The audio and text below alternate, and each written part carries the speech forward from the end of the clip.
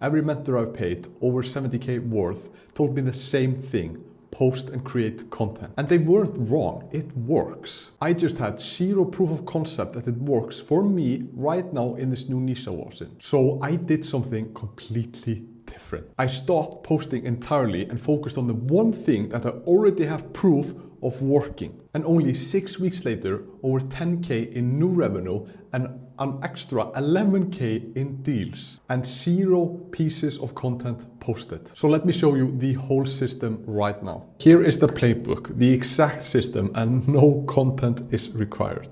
The method is boring, the results are not. And here's the whole system, step by step. I'll show you exactly what you need to do to get the same results. Now, I'm not promising any results, but I'm going to show you the exact system I used. So here is the boring system. It's 5 steps, nothing fancy, it just works. Number 1, build your Skool community. And an onboarding system that qualifies and books calls. That's very important, to build the right Skool community, attracting your ICP and building the right system, the right onboarding system to qualify people and get people on booked calls. Then you go where your ICP is, joining 2 to 5 active Skool communities. You can do more depending on the needs. There's some context there, some nuances. Then you're engaging daily on Skool, first 2 to 4 hours or even more if you have the time for it. And then from there, people will start joining your Skool community, you're onboarding members, you're sending them personalized Looms and videos and entering the welcome flow, the onboarding flow you've created for the community. And then you're running a 2-call close. Basically a discovery call, whatever you want to call it, a strategy call, and then a client. And sometimes even in this whole flow, they don't even have to join your Skool community. They just book directly from a conversation before joining the community. Like both paths works. I've booked calls and gotten clients from both paths, so it's both valid. So step 1, the community. Like most coaches, build communities and hope people engage, and that's backward. Like that doesn't work. The community isn't a content hub where you just throw thought leadership posts and just hope for the best. Like it's an intake system wrapped in value. Every part of your Skool community has just one job: to qualify people and get them on a call. And then the most important thing, having the onboarding flow, the membership questions, a welcoming message, and all of it designed to move someone from a stranger to booked call as fast as possible or within 48 hours is the ideal situation. So if your community doesn't have a path from just join to a booked call, it's a hobby. Like it's just something you're doing. It's not a business tool. But at the same time, you want to be creating this flywheel from the community. Like the only goal from it is getting people on a call, but at the same time, it's a flywheel that you're building. It's not something you just build and hope it creates this blustering community. Like it doesn't work. Then step 1 inside of the community is the qualification. You want them to qualify themselves before they get inside, because most coaches let anyone in and then try to figure out who's serious. Flip it, make the front door do the work. What you can't do is automatically accept people, but you still want to integrate this, or you can just make people request, have these onboarding questions, and then just qualify from there. Basically, what are the questions you're going to have? You're going to have 3 questions. You can only have 3 questions on Skool. 1 is a stage bucket, figuring out, giving them 4 options where you can basically bucket the people in. So let's say, for example, you're doing fitness. You want to bucket them into 4 buckets. 1 is beginners. Number 2 are people that have already been trying for a long time and haven't seen the results they've already gotten. Number 3 is maybe something related to people who are already seeing results, but then hit a plateau. And maybe someone already is in great shape, but they want to get staged lean. I'm just giving random examples. Like you want to bucket them, so you're getting enough context from these 4 options you're giving them, so you can know what type of offer, what you should. How you can frame a call in the right way to get them on a call. So you have enough leverage, basically, to get them on a booked call. That's the number 1 question. Then you're asking for the email, basically, so you can send them immediately an email sequence. Email is not required if you're just running this Skool system, because they're already on Skool. Email isn't as important, but definitely if you want to scale it, get people from content later down the line, or something else, then adding an email is a great thing. But usually you want to have an email and phone number, and then a commitment question. And there are 4, but you can only have 3 questions. What I like to do is integrating the commitment question inside of the email or phone number question. So you're basically asking them, like, if you're writing this, putting down your email, you're committing to taking action or something like that. So the main thing is from these questions, you're gaining a lot of leverage. You're making them see their problem, telling you their problem, giving you their content information, and committing to action before they're even inside the community. Then the onboarding flow. So the goal is to get every member in a booked call within 48 hours. So basically, a member joins, they answer the qualifying questions, and auto DMs fires a welcome message basically and a link to your welcome post.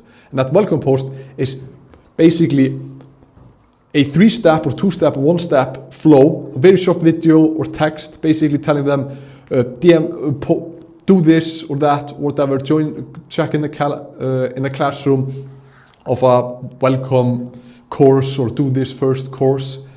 And basically, just a very simple, frictionless system of like getting people to press that link. They go on the welcome post, and then in that welcome post, there's maybe a short video of you explaining the first steps to do in this community. That's an extra thing. You don't have to think about it, but yeah. That's something I recommend doing. Basically, in that auto DM, you're welcoming them, telling them, I accepted your qualification or application, then telling them, press this link for the welcome post. And that welcome post is basically leading them into a flow of booking a call. At the same time, when you are online and you see that join the community, the auto DM at least fires, gets them to go into that flow. But at the same time, you're sending a personalized Loom or video, 30 to 60 seconds, basically pitching them right away a call. So you do that at a similar time, just right after the auto DM. So they either are quick enough to go to that, press that link, and then they go through the flow, and that flow is designed to get them to book a call, or you send them that video, the Loom, to get them to book a call. So you're getting 2 different touch points. You're trying to guarantee as much as possible to get them on that call. And then there's the start your classroom I just explained, and then the calls are booked. The 2 paths, the same destination. And most coaches automate their onboarding, and this is why I don't. Like, there's a lot of automations here, but the Loom is always personalized. That's the differentiator. Like, everyone has this welcome message, automated, and only that. Be different, personalize, record that video. It does so much. And here's an example script. I usually say a little bit more, add a little bit context, but this is just an example here. Basically, I record a personalized Loom saying just something like, hey, Name, I saw you said something specific about the mentorship question, so leverage. And then you can use that to say, like, I've just opened up a few onboarding slots on a call where I figure out exactly what to focus on or what to change or how you can avoid the pains, the mistakes you usually see for people in that specific bracket. Totally optional, included in the membership. If you want a slot, just send me a thumbs up. And because I'm running this 2-call close, it is completely pitch free, the first call. So you can mention that. It's totally optional, it's free, it's included with the membership, and they're gaining value from the call. That's why you can't tell them it's pitch free. If they go on that call, you're gonna give them clarity, even if you don't work with them. And that's how I want to work. I want to help people either way. Of course, I'm building a business here, but at the same time, I don't want to be this Wall Street pitch fest guy. So, like, in short, like, this is not a template. You're referencing their actual answers. You're making it a quick 30 to 60 minute video or Loom, and you're making it permission based, like thumbs up if you want a slot, thumbs up if it sounds interested, if it sounds like a plan. You're making them opt in. If they don't want to, that's up to them. They joined your community, they probably want to, but it's up to them. You're making it permission based. And this is what the Loom does to your booking rate. Like, I sent a personal Loom to every single member, and here's my appointment booking rate on Skool. Like, numbers you won't see on any other platform, and I promise you that. I had 18.4% in January, and this was the first month running this new system, and I was still figuring things out. Then 39.3% in February. Like, It's crazy. I'm still amazed. And then 31.8% in March. And I started then qualifying much harder. And March did because I raised the bar on who I'll take the calls with. The system didn't like slow down. I just got more selective with who I work with and who I like to jump on calls with. But it's amazing. And I mean, yeah, a lot of calls booked with the system. And I recommend it, like it does so much. There's a lot of different things integrated into this onboarding, the questions, the Loom, but the Loom is the biggest moving lever you can pull to get these outcomes. So now the steps 2 and 3. After you created the Skool community, the whole flow, how are you going to approach people, then you move into the networking, like how you can actually get those people inside of the community. And most people network when they feel like it. This is a system. Spend the first 2 to 4 hours every single morning as a non-negotiable. That's when the momentum is picked up. This is how I approach it. I pick 2 to 5 communities, large active Skool communities where my ICP hangs out. If they're big and active, 2 is maybe enough. If they're smaller, spread across more. Like you need enough volume, but don't spread yourself too thin. Like you want to rise up in the leaderboards, you want to get known in those communities, but if they're small, not that active, like maybe after you spent 15 minutes in one community, you've already like talked to every single member. And of course you can't hang out there for 2 hours. Then you just go to the next one. Then you're posting maybe 2 to 3 times per week. And then if you're posting more than once and twice, like make the extra engagement points, questions, discussions, things that spark conversation. Don't be this thought leadership value guy that's like everyone hates. Like one post can be something like that, framed in a way that's making the community look better. Isn't salesy, and it's like you talking about a win and maybe some insights how you got it or something like that. But the other post is just you asking questions, engaging like a normal human. Like, what are you struggling with when it comes to fitness? What is this? What are your thoughts on this? Whatever. Basically, you're trying to be the member the owner wants to keep, the admins want to keep. This is the balance most people miss. You need to be so valuable that the community owner sees you as an asset. You're increasing engagement, you're making the community better, and they don't want to ban you, they want more of you. And then basically, the comment, calls, and DMs, like the real conversations in the threads, like you're talking in the threads in the comments, then you show up on group calls, speak up, DM people after, and let your profile and community about page do the pulling. And when you consistently show up, people get curious, they will check you out, they will join your community, and turn into a book call and clients, if you do this right. And just something to keep in mind, the reality check, nothing happens for the first probably 1, 2, or 3 weeks. Then, for me, for example, just after 1, 2-ish weeks, everything went crazy. Like you have to understand the latency between the inputs, when you put it in the system, there's a latency, and the outputs. You're having conversations today that turned into book calls next week and revenue next month. People just quit during this gap between inputs and outputs. And what it feels like, maybe you've been doing this for a week and nothing is happening, this doesn't work. But what is actually happening, people are noticing you, conversations are starting, the trust is building, the calls then come after the trust, not before. If you heard about known, like, and trust, so you're making people know about you, and then that's something that happens pretty quick, or with as well time, you're posting, engaging, and then you're building that trust enough so they check your profile, maybe DM you or answer your DM, whatever, and then they buy. So the people who win are the ones who keep showing up during the silence. I have done the mistake so many times of stopping after something, falling for the next shiny object. No one is perfect, but just keep showing up after silence and things will change. You will see the progress. I promise you that. That's what happened to me. And so here are the pathways, just to give you an overview. How people actually find you. There's no single magic route. You're present, adding value, and people will find you their way going through these different paths. So basically, you're showing up in other communities. What can happen? You basically post, they read your post, check your profile, and join your community.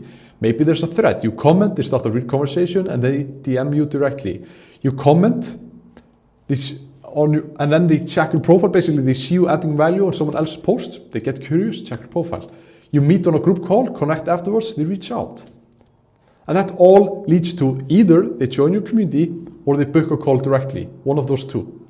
So there are many different things. That's why the leverage of this is so much like engaging. There's all of these different mechanisms in place, all of these things happening at the same place that's making it more likely they actually join a community or they book a call directly. And also, the last step. Most coaches try to close on one call. And here's why I split it into 2 calls. The 1 call close feel high pressure for both sides usually. The 2 calls removes the pressure and increases the close rate. So call 1 is discovery, diagnosis, clarity, whatever you want to call it, can be framed in different ways and it can be different. So a discovery call isn't always just a discovery call in many ways. Like it can bring different things on the table. Basically, the goal of this call is understand, not selling. You're asking questions, you're listening, you're finding the problem, then you're surfacing what's actually blocking them. And if there's a fit, you will invite them to the call 2. If there's not, then you can just tell them that and just, okay, thank you for the call. You can send them some resource, give them some value, send them a masterclass, whatever, and just tell them to go on the way. If they're a fit, you can invite them to the second call. And then on call 2, you recap call 2, basically make sure they know, and you know, you listen to them, you walk them through a personalized roadmap, personalized plan specific to their situation. Then you can run it solo, like they can take the roadmap, go on the way, or work with you. And the close rate just goes significantly up. Because the trust is built between call and 2. They've told you everything, committed to a second conversation, and you're presenting a solution built around their exact situation. And also something to keep in mind. If you feel like selling on calls is salesy, you're actually helping them. Even if they're not a fit, they're gaining clarity. Like having a good call, discovery call, asking great questions, being a great listener, asking the right questions at the right time, it's going, and I mean, it's going to help that person no matter what. It's going to be valuable for that person. They're going to gain value just by going on the call. I'm not even joking. Like the clarity I've heard from people after being on a discovery call with me or a clarity call, it's crazy. Like I've been getting messages from people after the call and just saying, wow, man, you're a great listener. You ask the right questions. Wow, I gained so much from this. And I've gotten so many posts in my community, it's crazy, about the clarity they've gained from the calls. It's because if you're doing this correctly, they're gaining more than they're giving in time of going on those calls, even if they work with you or not. And the second call, even if they go on that call and don't decide to work with you, they're gaining value and clarity. So both calls are designed in a way that's helping that prospect either way. So they're gaining a lot of value from it. So don't think those calls are just like a bad salesy call. Like they're gaining clarity from it. They're gaining a lot of value from it. So know that. And there's psychology behind the 2 calls. There's a psychological commitment. Saying yes to a call 2 is a micro commitment. They've already invested time and decided it's worth another hour or an extra time, depending on how long the call 1 is. And then it's personalized, not generic. Call 2 isn't a pitch deck. It's a custom roadmap, a custom plan built from everything they told you from call 1. So they see themselves in it and you're actually giving them a better service. If they work with you, then you have a better understanding of the situation, so you can give them better direction, better service, everything is just better. And then also the clarity they gain from the second call, it's just so much better because it's actually personalized to their situation. And then no pressure crawl. Like they can take the roadmap, they can execute it solo, or they can work with you for the fast track to make much faster progress and sprint in that direction without all the trial and error. Either way, they get real value. So you're not closing on call 2, you're offering a shortcut on a plan they already believe in. And something I want to address, like while you resist it, you'll think, this feels manual, I don't want to be salesy, I need content for credibility. Well, it is manual, that's the point. Automated funnels are scaling tools, not starting tools. And sometimes you can add that, and you want to add that into systems like this. But you build scalable systems on top of proof, both proof from helping people, but proof of concepts. Once you have a revenue and the clients, the layer on the content and ads on all of it, you put it on top. And also, I had this exact belief, I don't want to be salesy, from a past mentor, when I realized it was holding me back. When I realized that, I felt stupid. This system is permission-based. You show up, you add value, you let people come to you. The free calls gives them the clarity, even if they never pay you. And I need content for credibility, no. You need proof, not content. Credibility comes from conversations, results, and testimonials. I'm building content right now, but on top of a business with revenue and clients that are gaining and getting great results. Not hoping it creates something from nothing. It's built on top of it. So the core lesson is focus on the right constraint. I was spending time on content when the actual bottleneck was traffic. Yeah, that might sound counterintuitive because content drives traffic, but I already had a proven way to solve that traffic problem. The moment I stopped working on the wrong things related to traffic, you may think, okay, the constraint is traffic. Yes, correct. But there are different sub-ways to solve that problem. And my biggest problem was I was working on the wrong thing inside of the bucket of traffic. And the moment I changed that, everything changed. So working on what everyone else says is wrong. The right thing is working what's already proven and what works for your specific situation. So the whole system in one shot. Build a Skool community with clarifying membership questions, a great onboarding flow that creates engagement, creates this flywheel of engagement and booked calls. Join other active communities 2 to 4 where the IC believes. Show up every single day for 2 to 4 hours minimum every morning. Post maybe 1 to 3 times a week in other communities. On the lower side, I recommend sometimes you don't even need to post, but you have to be engaging, so comment on other posts. Basically join calls, be a valuable member. Then send personalized Looms to every single new member, not a template, reference their actual situation and answer, and then close with 2 calls. Discover first, diagnose first, and present a personalized roadmap second. This is one system. There are many other systems, this is one system of many. There's content, outreach, paid apps, partnerships. The right one depends on where you are right now and what actually is blocking you.